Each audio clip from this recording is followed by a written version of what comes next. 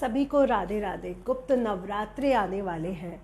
साल में आने वाले 4 नवरात्रे, 2 प्रत्यक्ष और 2 अप्रत्यक्ष यानी गुप्त नवरात्रे। गुप्त नवरात्रे माँ की साधना के लिए उतने ही विशेष हैं जितने हमारे प्रत्यक्ष नवरात्रे हैं। गुप्त नवरात्रों को इसलिए गुप्त रखा गया है क्योंकि इसकी ऊर्जा और भी ज़्यादा स्ट्रॉन्ग है। हमारा जीवन एक युद्ध है और युद्ध में विजय दिलाने वाली माँ भगवती, माँ दुर्गा, जो हमारे सभी संपूर्ण कष्टों को दूर करके हमारे जीवन में आने वाले सभी प्रकार के रोगों को, सभी प्रकार के दोषों को, सभी प्रकार के विघ्नों का, चाहे वो तंत्र हो, चाहे वो नजर दोष हो, किसी भी प्रकार के दोषों का नाश माँ भगवती की असीम कृपा से हम प्राप्त कर सकते हैं। 2025 में आषाढ़ मास के आने वाले गुप्त नवरात्रे 26 जून से शुरू हो रहे हैं और 4 जून को हम नवमी तिथि पर माँ का विसर्जन यानी अपने पूजन का पारण करेंगे।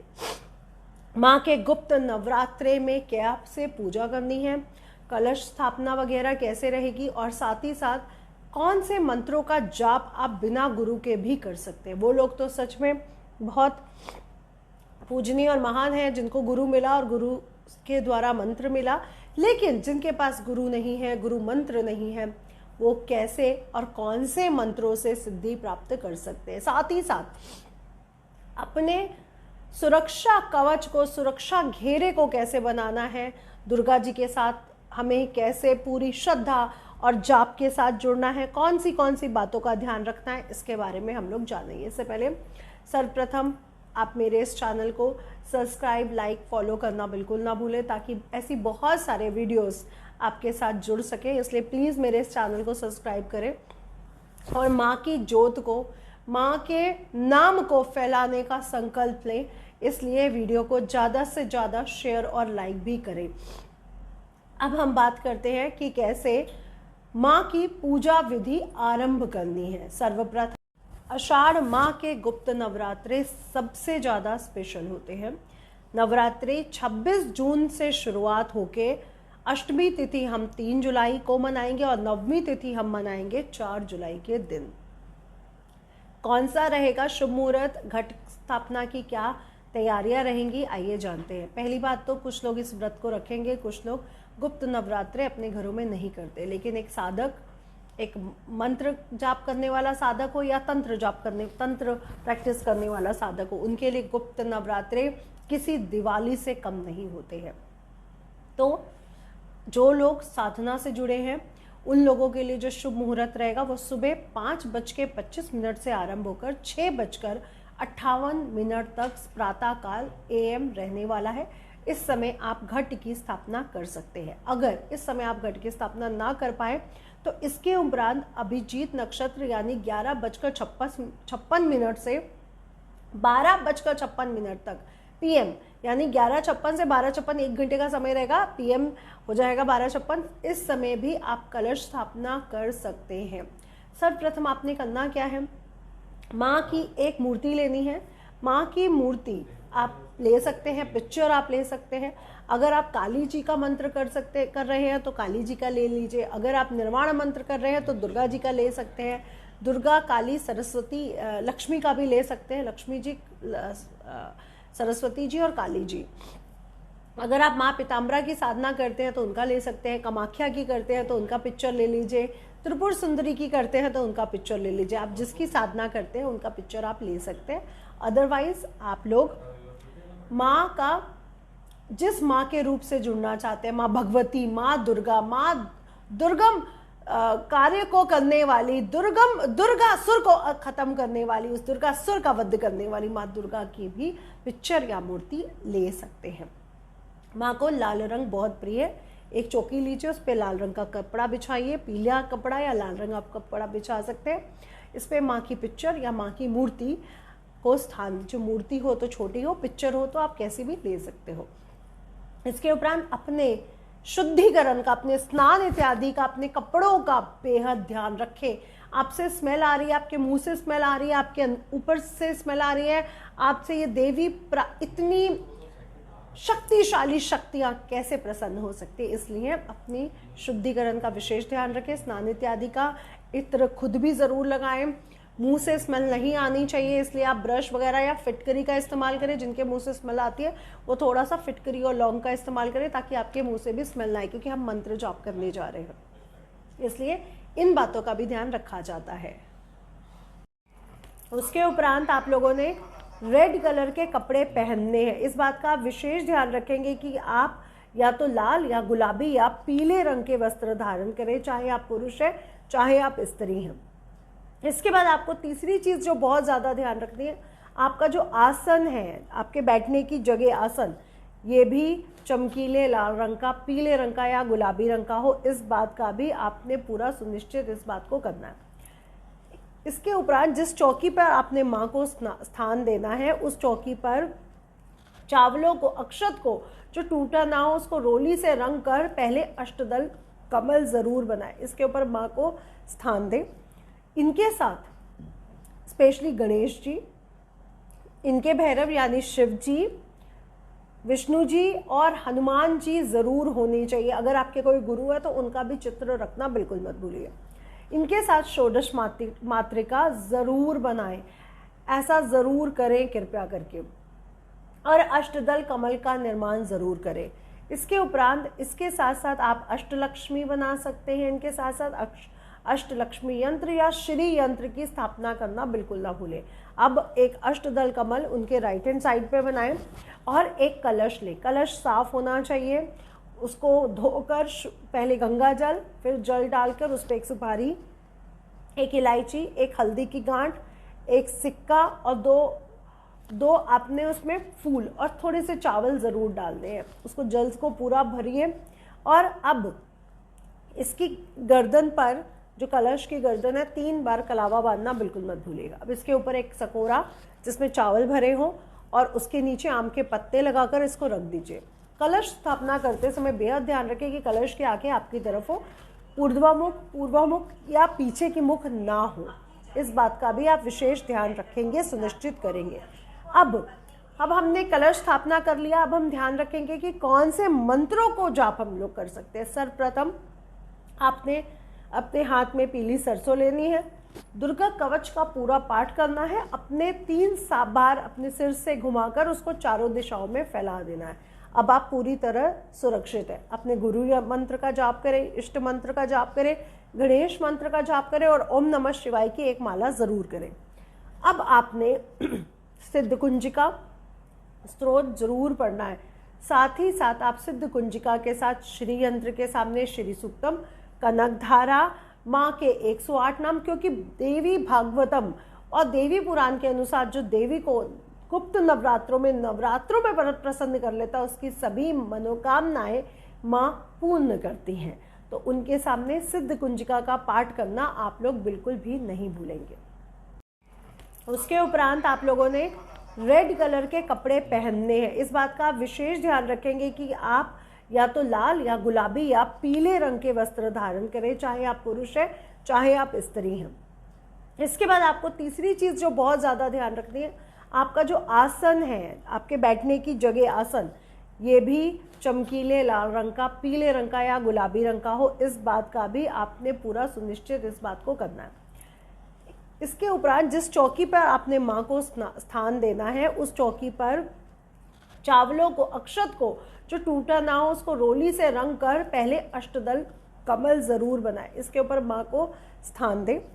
इनके साथ स्पेशली गणेश जी, इनके भैरव यानी शिव जी, विष्णु जी और हनुमान जी ज़रूर होनी चाहिए। अगर आपके कोई गुरु है तो उनका भी चित्र रखना बिल्कुल मत भूलिए। इनके साथ षोडश मातृका ज़रूर बनाएं, ऐसा ज़रूर करें कृपया करके, और अष्टदल कमल का निर्माण ज़रूर करें। इसके उपरांत इसके साथ साथ आप अष्टलक्ष्मी बना सकते हैं। इनके साथ साथ अष्टलक्ष्मी यंत्र या श्री यंत्र की स्थापना करना बिल्कुल ना भूलें। अब एक अष्टदल कमल उनके राइट हैंड साइड पे बनाएं और एक कलश लें। कलश साफ होना चाहिए, उसको धोकर पहले गंगा जल, फिर जल डालकर उस पर एक सुपारी, एक इलायची, एक हल्दी की गांठ, एक सिक्का और 2 आपने उसमें फूल और थोड़े से चावल ज़रूर डालने हैं। उसको जल को पूरा भरिए और अब इसकी गर्दन पर, जो कलश की गर्दन है, 3 बार कलावा बांधना बिल्कुल मत भूलिएगा। अब इसके ऊपर एक सकोरा जिसमें चावल भरे हों और उसके नीचे आम के पत्ते लगाकर इसको रख दीजिए। कलश स्थापना करते समय बेहद ध्यान रखें कि कलश की आंखें आपकी तरफ हो, पूर्वामुख या पीछे की मुख ना हो। इस बात का भी आप विशेष ध्यान रखेंगे, सुनिश्चित करेंगे। अब हमने कलश स्थापना कर लिया। अब हम ध्यान रखेंगे कि कौन से मंत्रों को जाप हम लोग कर सकते हैं। सर्वप्रथम आपने अपने हाथ में पीली सरसों लेनी है, दुर्गा कवच का पूरा पाठ करना है, अपने 3 बार अपने सिर से घुमाकर उसको चारों दिशाओं में फैला देना है। अब आप पूरी तरह सुरक्षित हैं। अपने गुरु मंत्र का जाप करें, इष्ट मंत्र का जाप करें, गणेश मंत्र का जाप करें और ओम नमः शिवाय की एक माला ज़रूर करें। अब आपने सिद्ध कुंजिका स्तोत्र जरूर पढ़ना है। साथ ही साथ आप सिद्ध कुंजिका के साथ श्री यंत्र के सामने श्री सूक्तम, कनकधारा, माँ के 108 नाम, क्योंकि देवी भागवतम और देवी पुराण के अनुसार जो देवी को गुप्त नवरात्रों में प्रसन्न कर लेता है, उसकी सभी मनोकामनाएं माँ पूर्ण करती हैं। तो उनके सामने सिद्ध कुंजिका का पाठ करना आप लोग बिल्कुल भी नहीं भूलेंगे। अब आपने, अगर आप साधना से जुड़ना चाहते हैं, माँ की असीम कृपा प्राप्त करना चाहते हैं, आपके ऊपर कोई कष्ट चल रहा है जिससे आप छुटकारा पाना चाहते हैं, या फिर आप माँ के रास्ते पे चलना चाहते हैं, उनको प्राप्त करना चाहते हैं, तो आपने अपने गुरु द्वारा मंत्र को लेना है। लेकिन अगर आपके पास गुरु नहीं है तो आपने क्या करना है, शिव जी को, हनुमान जी को या गणेश जी को अपना गुरु धारण करने के बाद, अपना गुरु बनाने के बाद कुछ ऐसे विशेष मंत्र हैं जो आप उनको गुरु बना करके भी साधना जाप कर सकते हैं। कौन से हैं ऐसे विशेष मंत्र? इनको जानने से पहले ये जानना बहुत ज़रूरी है कि आपको गुरु धारण करना यहाँ पे बहुत ज़रूरी है। आप बजरंगबली को, गणेश जी को या शिव जी को अपना गुरु बनाइए और आप इन मंत्रों का जाप कर सकते हैं। इससे पहले माँ के सामने बिना किसी मतलब पूरा सात्विक भोजन, जैसे खीर है, जैसे व्रत के दिनों में जो चीज़ें खाई जाती हैं, प्याज लहसुन का प्रयोग नहीं किया जाता, इस बात का आप विशेष ध्यान रखेंगे। और जो लोग साधना में जा रहे हैं वो भी अगर फलाहारी कर सके तो बहुत अच्छा, अदरवाइज आपको भी सात्विक भोजन करना पड़ेगा, मतलब प्याज लहसुन का त्याज्य रहेगा। इसके उपरांत आपने वस्त्रों को समझा, आपने भोजन को समझा। इस समय कोई भी ऐसा विचार जो गलत है वो मन में नहीं आना चाहिए, आपको ये भी सुनिश्चित करना पड़ेगा। आपको शयन, अगर आप फर्श पे कर सके, ज़मीन पे कर सके, चटाई या कुछ बिछा के, गद्दा बिछा के, तो आपके लिए अच्छा रहेगा। पलंग पे शयन नहीं करना चाहिए। इस समय स्त्री गमन या फिर रिलेशनशिप नहीं बनानी चाहिए, ये भी हमारे लिए अच्छे नहीं होते हैं। अब हम मंत्रों पे आ जाते हैं, जो विशेष मंत्र है। सबसे पहला जो ताकतवर मंत्र है, सर्व मंगल मांगल्ये शिवे सर्वार्थ साधिके शरण्ये त्र्यंबके गौरी नारायणे नमस्तुते। अगर आप माँ के सौम्य रूप को प्रसन्न करना चाहते हैं और अपने सभी कार्यों के लिए करना चाहते हैं तो आप माँ का इस मंत्र का जाप भी कर सकते हैं। अगर आप माँ के शक्ति रूप को प्रसन्न करना चाहते हैं तो शक्तिदायक मंत्रों का जाप करना चाहिए, जैसे जंती मंगला काली, भद्र काली, कपालिनी, दुर्गा शिवा, क्षमा धात्री, स्वधा स्वाहा नमस्तुते। अगर आप माँ के दुर्गम रूप का जाप करना चाहते हैं, दुर्गम रूप का प्राप्त करना चाहते हैं तो ओम दुर्गाय नमः का मंत्र का जाप कर सकते हैं। अगर आप माँ के चंडिका रूप, क्योंकि इसी चंडिका रूप से सभी देवियों का उद्गम हुआ है, इनका स्मरण करना चाहते हैं, इनकी साधना करना चाहते हैं तो माँ के निर्वाण मंत्र ओम ऐं ह्लीं क्लीं चामुंडाय विच्चे मंत्रों का जाप कर सकते हैं। और अगर आप माँ नारायणी रूप में उनको पाना चाहते हैं तो माँ के विशेष मंत्र जो गुरु द्वारा आपको दिए जाएंगे उसी रूप में आप उनको पूजा कर सकते हैं। कौन सी माला से पूजा करनी है? अब आपके मन में ये भी क्वेश्चन आ रहा होगा कि साधना करते समय कौन सी माला से हम धा। अब अगर आप माँ को विद्या रूप में पाना चाहते हैं, ज्ञान रूप में पाना चाहते हैं, सरस्वती रूप में पाना चाहते हैं तो आपको स्फटिक की माला से माँ की पूजा कर सकते हैं।